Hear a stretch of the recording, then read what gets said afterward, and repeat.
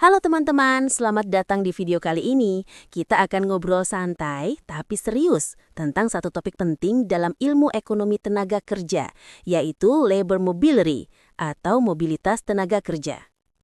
Ini adalah pembahasan dari chapter 8 yang biasanya kita temukan di buku teks ekonomi. Tapi jangan khawatir, aku akan sampaikan dengan gaya yang ringan, penuh contoh nyata, dan dekat dengan kehidupan kita sehari-hari. Jadi, apa itu labor mobility? Secara sederhana, ini adalah pergerakan tenaga kerja dari satu tempat ke tempat lain, baik antar kota, antar provinsi, bahkan antar negara. Kenapa ini penting? Karena mobilitas tenaga kerja menentukan seberapa efisien pasar tenaga kerja kita. Bayangkan kalau semua orang hanya bekerja di satu kota. Pasti persaingan tinggi, upah bisa turun, dan kesempatan kerja jadi sempit. Tapi kalau ada perpindahan, tenaga kerja bisa menemukan peluang baru. Perusahaan juga bisa mendapatkan talenta yang mereka butuhkan.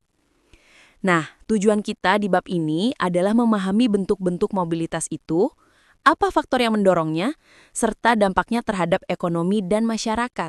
Pertama, kita bahas soal migrasi sebagai investasi modal manusia. Banyak orang di Indonesia, misalnya dari desa pindah ke kota besar.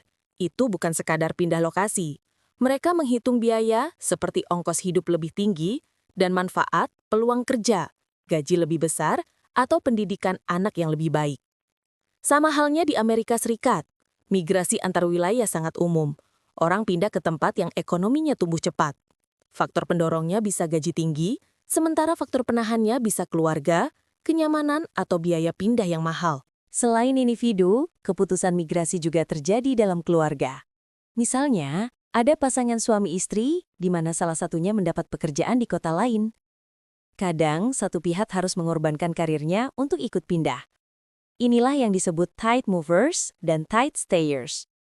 Jadi, migrasi itu bukan hanya soal ekonomi, tapi juga dinamika keluarga. Kalau kita geser ke level internasional, cerita makin menarik. Amerika Serikat misalnya, sudah lama jadi tujuan utama imigran. Gelombang imigrasi besar membawa dampak pada tenaga kerja lokal. Ada yang bilang imigran menambah produktivitas. Ada juga yang khawatir mereka mengambil pekerjaan. Padahal faktanya, banyak imigran justru mengisi sektor yang kurang diminati tenaga kerja lokal, atau bahkan menjadi inovator di bidang teknologi tinggi. Ada juga perdebatan tentang imigran berkeahlian tinggi yang membawa eksternalitas positif, karena mereka bisa meningkatkan kualitas SDM secara keseluruhan. Lanjut, kita masuk ke topik pergantian pekerjaan atau job turnover. Pindah kerja itu wajar, apalagi di usia muda.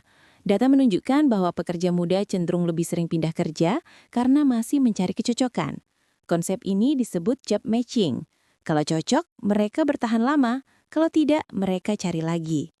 Ada juga pelatihan spesifik dari perusahaan yang bisa mengikat pekerja agar bertahan. Dan menariknya, ada hubungan antara job turnover dengan profil pendapatan sepanjang hidup. Semakin sering pindah kerja di usia awal, bisa berpengaruh ke pola gaji di usia selanjutnya. Nah, supaya lebih hidup, bab ini juga punya contoh kasus nyata. Misalnya power couples, pasangan yang sama-sama punya karir sukses, tapi harus mengambil keputusan migrasi yang rumit. Lalu ada kisah mahasiswa yang begitu pintar, sampai mempengaruhi persepsi orang tuanya soal pendidikan. Ada juga contoh tentang asuransi kesehatan yang ternyata mempengaruhi keputusan orang untuk tetap di pekerjaan tertentu atau pindah kerja. Jadi teori ini benar-benar menyentuh kehidupan sehari-hari. Jadi itulah pembahasan singkat kita selama 25 menit tentang labor mobility. Dari pengertian dasar, bentuk-bentuk migrasi, imigrasi internasional, sampai mobilitas pekerjaan, dan kasus-kasus nyata. Intinya, mobilitas tenaga kerja adalah jantung dari dinamika ekonomi modern. Ia membawa peluang, tantangan, sekaligus cerita manusia yang penuh warna. Semoga setelah menonton video ini, teman-teman bisa lebih memahami kenapa isu ini penting.